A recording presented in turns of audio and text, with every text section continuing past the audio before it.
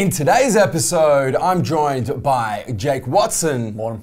We're going to discuss whether you should be training to failure with the big 3 compound lifts.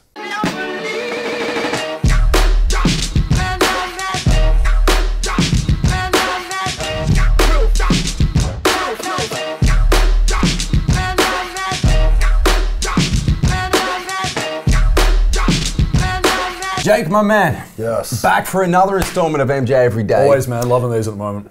One of the things that I'm a big advocate of and have been for a very long time, but is particularly pertinent right now because I've done a little bit of social media content this week, particularly about training to failure. Yep. I'm a big advocate for it for my particular goals, which are obviously, you know, aesthetic based. And you know, I'm of the opinion that if you're not training at least to failure, preferably past failure, the adaptive response that you're sending to your body is not strong enough to actually make it adapt and grow and help me achieve my aesthetic-based goals. Absolutely. And so you and I were talking about it this morning during a massage, obviously. And you made a good point where you're like, I agree, but I'm gonna just kind of caveat it. There is certain exercises, in particular, the big 3 compound lifts, squat, bench, deadlifts, where training to failure is not optimal. No, so like probably the first thing we'll do, which I like to do at the start of these videos now, is we'll just clarify a couple points. So when you say training to failure, we're talking about your inability to continue to move the weight through the range of motion that you want to do. I'm talking about muscular failure, correct. And then when you talk about training past failure, that's getting someone to do assistive reps with you, spotting out your reps and force stuff. reps, drop sets, rest pause, like going to failure and then doing something, some sort of intensifying technique to go past that point of failure. Cool, so we've clarified that. So just so you guys understand what we talk about when we say failure in a movement. Yeah. And now, the caveat that we're working on is talking about the big 3, so your squat, your bench, and your deadlift, which is pretty commonly agreed tend to make up like the cornerstones of a lot of like really good basal training programs for people. And my kind of like comeback to Joe with this, because like obviously I approach a lot of training from a technical and prehab perspective, is whether or not you can actually achieve muscular failure in those lifts before you're going to hit technical failure in those lifts. And remembering that the 2 are mutually exclusive concepts, and if hitting that position of failure in those lifts is actually going to go towards the goals that you're trying to get to. Sure. So like we'll do just explain. Like I'm interested to know, and I'm sure the viewers are as well. What's technical? You said that technical failure, muscular failure are mutually exclusive. I think they are. What is technical failure? So when I'm talking about technical failure versus muscular failure, we use something really simple like a squat. Right? Sure. So if you're a bodybuilder, generally speaking, you're going to be approaching your spot from the position where you probably want to grow your quads, your glutes, and maybe trying to target a bit of your hamstrings in there as well, depending on the squat style that you're employing. My kind of like retort to that, so to speak, would be like, unless you're one of the most technically proficient squatters in the world with all of your muscles working in sync with each other, something is going to fail before something else, and the actual likelihood of you fatiguing a prime moving muscle like your quad to true failure in that, and then working past that failure point like a lot of bodybuilders like to do, probably isn't going to happen, and so that it's more likely that you're going to put yourself in a position of technical failure wherein your core is going to fatigue quicker, it's going to cause your upper back to drop, it's going to cause your legs to kick back, and it's going to cause your lower back to take over, therefore removing the quad from the movement as a prime mover before it's really hit a point of true muscular failure. And then you're looking at opening yourself up to injury. So when we're looking at that with our compound lifts, so like, just to clarify this point as well, when we say a compound lift, and in this case we're talking about squat, bench, deadlift, we're talking about a multi-levered, multi-joint movement. So it's not like a leg extension where the only lever positions across the knee. It's not an isolateral. No, exactly. We're looking at like big full body movements generally, where a lot of different muscles are coming into play. Now, when we're talking about this from a muscular failure and a muscular fatigue perspective, what that also means is that a lot of different muscles can contribute during fatigue. So like when you're doing a bicep curl, your quad can't kick in and help. Your bicep's going to get tight. And like obviously there's a few other little light muscles in the arms, but we're not going to be arseholes and be too specific about this. Versus in a squat, you can really, really quickly turn a squat into a good morning. And I see this a lot. I see it so much in juvenile lifters where their asses are kicking back and they're getting their reps out, but if they were in there trying to do a quad workout, congratulations mate, you're starting to train glutes, hamstrings and lower back. So, and then we're looking at that where if you're not conditioned through those movements, you're opening yourself up to injury. And where I was going to say this with a movement like a bench press, and we've talked about this before in terms of like lever lengths, positioning and all that, and jeopardizing the health of your shoulders in a movement like a bench.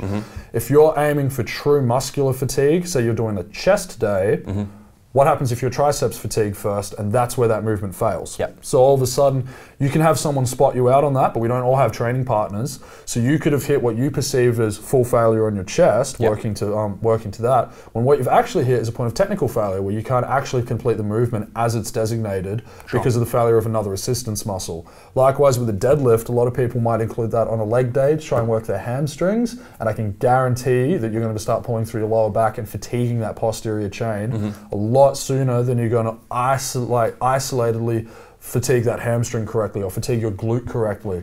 Purely because a lot of people just don't have the mind-muscle connection to maintain that activation pattern through those fatigue levels. And then it's other factors that come into it as well. Like if you're hitting a 15 rep set of squats, let's say if you've got the mental conditioning to actually think about maintaining your mind-muscle connection over that big a movement across that much of a fatigue level.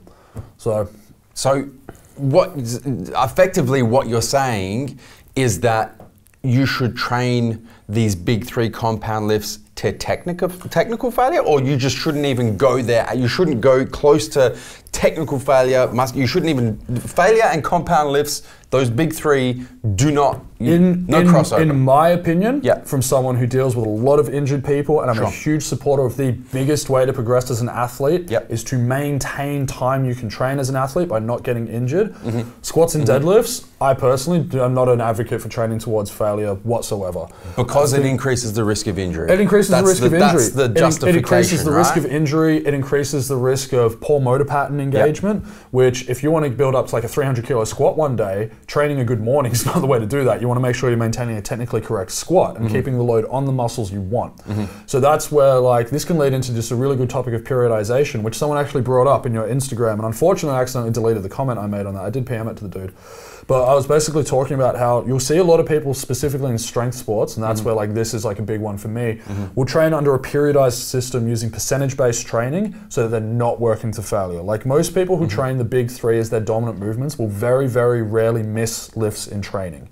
And I'm a huge advocate for that. When it comes to squats and deadlifts, bench is a bit of a touchy one with it. I do know a lot of really, really good bench pressers who think that you need to be training your bench press up towards that failure point to really benefit from it. But again, we're talking about getting a bigger bench, not building a bigger chest. So again, we're talking about different concepts there. But with the other lifts, there's just too much to risk, personally speaking, from training them towards true failure, especially movement like a deadlift where a lot of people don't understand their motor connections for it. And after a point, all they're going to start doing is just thinking, I have to move the bar from point A to point B, and they're not connected to the muscular chain for it. And then you're opening yourself up to injuries. And it's the same with squatting. Like those movements can go wrong and go south so quickly. And like a front squat's probably an even easier example of this, because in a front squat, 9 times out of 10, and people can argue with me about this, but your upper back will fatigue well before your quads ever will. Like when you look at someone who can leg press like heaps of weight and back squat heaps of weight, and then you chuck the bar anteriorly loaded in front of them, it's their core and their upper back that's going to fatigue. So if you're trying to work that movement to a point where you're hitting true fatigue in your quad, it's probably not going to happen, because you're going to drop the bar forward off of yourself well before that quad hits proper failure. And that's where we're looking at a technical failure. You failed in your technique well before you failed in muscular engagement through the lift, or muscular engagement in the intended muscle group. So what the viewers want to know right now, we've given a lot of information. You're saying do not train to failure with at least the big 3 compounds. At least the big three. So what point do you train to? I would like how you know, when do you say, okay, for my squats, for my deads, for my bench, I'm gonna just that's it for that set. Let me go rest, recover, and then come back and do another one. If failure is not that point, then what is the point? I would be working within a periodized set and rep range, okay? So if I'm walking in here and I say today I want to be working 5 sets of 8 reps, all right? And periodization is a whole nother video that we probably need to touch on at some point. But it's basically hitting the point where you want to have 1 to 2 reps left in the tank prior to your form breaking down. So a prime example. Which is technical failure. Which is technical failure.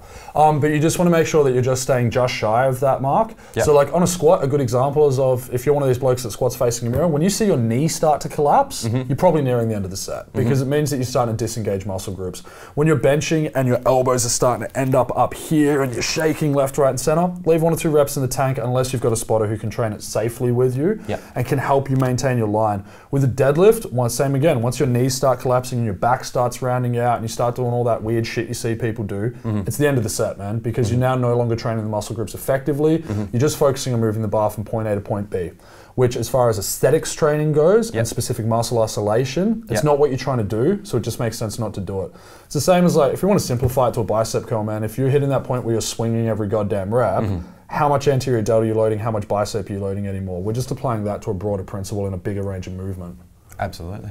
Jake, thank you, man. Stay safe, man. That's the goal. Stay safe. Very insightful. Guys, that's a wrap for today's episode of MJ Everyday, discussing, I guess, really, we've discussed a bunch of things, the difference between muscular failure, technical failure, what point you should train to if you're not going to train to failure with the big three compounds. I've enjoyed it. Yeah, it's good. It's one that needs to be said, man. Just like, stay safe, don't get injured. Like, it's a long haul. Absolutely. Guys, don't forget to hit the subscribe button. Turn your post notifications on, both on your mobile, your cell phone, and your desktop PC, so you don't miss a beat when it comes to the Massive Joe's YouTube channel. Until tomorrow, coming to you from MassiveJoes.com. Still not doing it. Stay massive. Thank you for tuning into this video. We hope you enjoyed watching. Don't forget to check out our latest upload and our recommended video, and be sure to subscribe to the Massive Joe's YouTube channel to stay up to date with all of our latest uploads.